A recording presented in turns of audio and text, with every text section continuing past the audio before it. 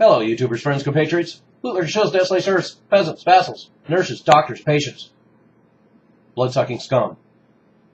I'm a useful idiot, and today I'm going to tell you a story that will tell you exactly what is wrong with the pharmaceutical industry, and therefore one of the fatal flaws in our healthcare system, and hence one of the problems with the Bush prescription drug plan, and now a huge problem with Obamacare. And this story will exhibit some Achilles heels in all of these systems that did not take this into consideration and don't even address it. And that's why we're finding more and more handouts to the pharmaceutical industries thanks to people like Bush and Obama. So the story is about a drug called Acthar gel. And this Acthar gel was developed in the 1950s. In fact, it was developed in 1952. And it has never had to meet any tests or prove that it works since 1952. Since it was approved in 1952 by the FDA, it hasn't had to go under any tests since then because it's considered approved. So they've never tested the veracity of the claims or whether it even works. But and the other thing about this is it goes back to the 1950s, and at that time it was developed by Armour, the meat packing company. And it's made from, extracted from the pituitary glands of slaughtered pigs, and it's still made that same way to this day. And its most important use has been in the treatment of rare infant spasms.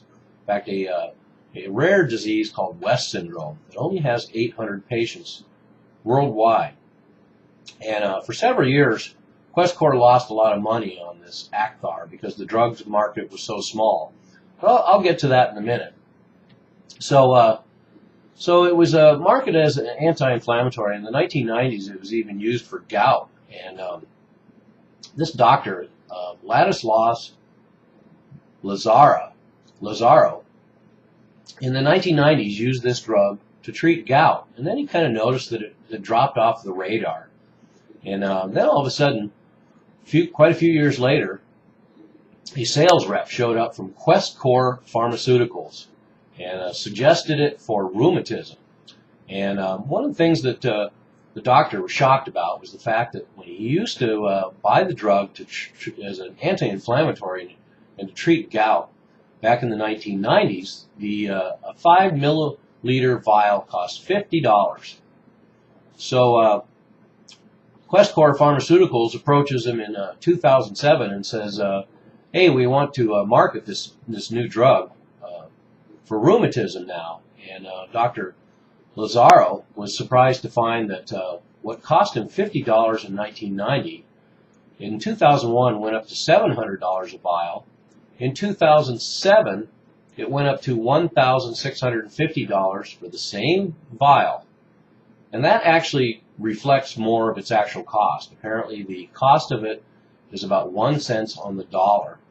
And but it gets better because after 2007, not only did it jump overnight from $1,650 for a 5 milliliter vial, it jumped to $23,000 for that same 5 milliliter vial. And now, at the present time, this drug costs $28,000 for that same 5 milliliter vial. And there's a part of the story that explains why that is, and it's because companies often charge very extravagant prices for what they call orphan drugs, drugs that have such a limited market. In this case, 800 patients with a rare child spasm disease. There's no incentive for them to do the research and development and then market the drug. So in order to justify their keeping that drug available, they have to charge these extravagant prices. But there's a couple of caveats to all of this, and some are specific and some are not. One of the caveats that's specific is Questcor, of course, never did any research or development on this product, so they have no costs into it. They just bought it outright for $100,000 from the previous owner in 2001 because they couldn't make any money off it. So that's how it works. But still, what you find when the company raises the price is the moral hazard created by insurance companies. And but I'm gonna get to that in a minute. So now we have the QuestCore salesman coming to Dr. Laszlo and saying, we're marketing this drug for multiple sclerosis, rheumatism, and other afflictions, even though there was little evidence that it helped any of these conditions. And so anyway, they created a huge market for it. And now it accounts for nearly all of QuestCore's sales, $350 million just in the first 9 months of 2012. And QuestCore stock went parabolic from 60 cents a share to $50 a share just in the last 3 or 4 years.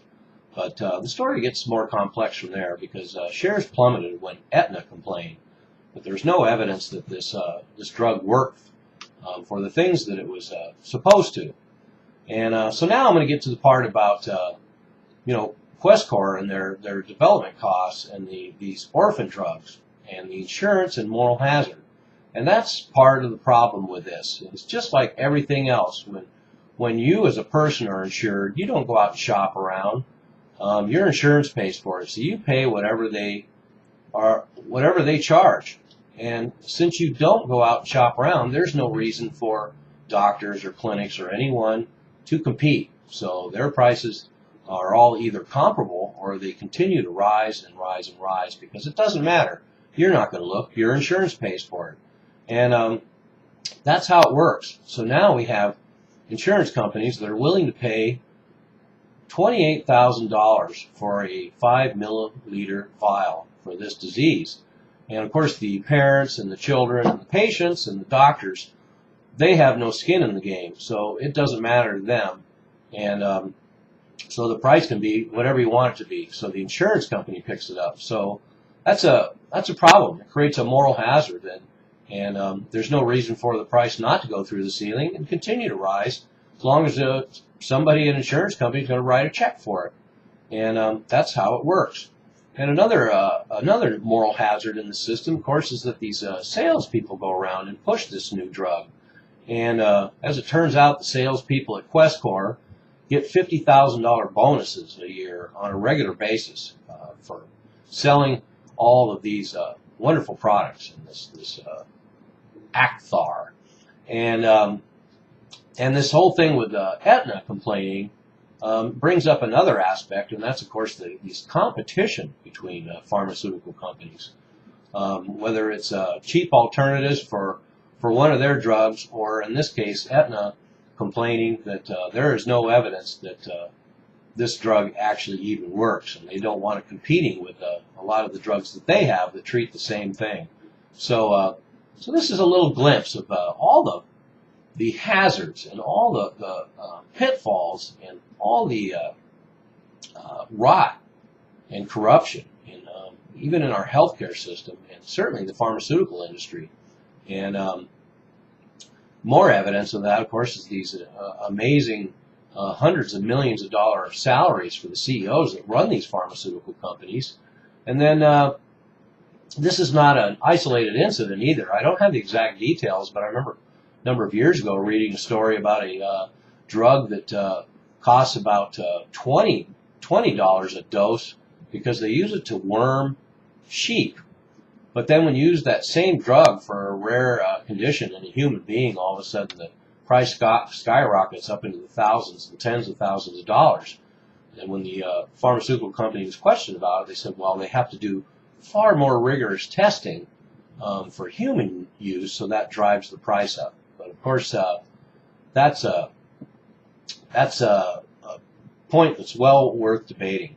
But the bottom line here for me is I look at the story of the American healthcare system, and there's a number of highlights, and this story exhibits all those highlights.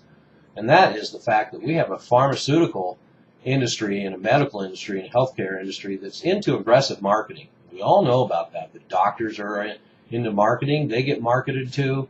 They heavily market it to us.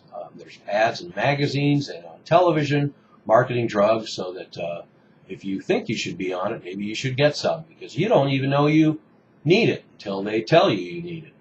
And then another hallmark of this American healthcare system now that this story exhibits is questionable medicine. The reality is there's little way of knowing a lot of these drugs whether they're actually doing anything or not. And that's a huge pitfall, particularly in this day and age of fraud and corruption. There could be tens of millions of people out there taking placebos, and they will never know the difference. And there are certainly plenty of historical examples over the last 20 or 30 years to support that point. The next part of this travesty of our healthcare system and the pharmaceutical companies that this story exhibits is out-of-control costs. And the fact that a drug can be developed in the 50s that costs $40, then goes to almost $2,000, and now goes for near $30,000. And you can factor in inflation, or you can just look at old-fashioned greed.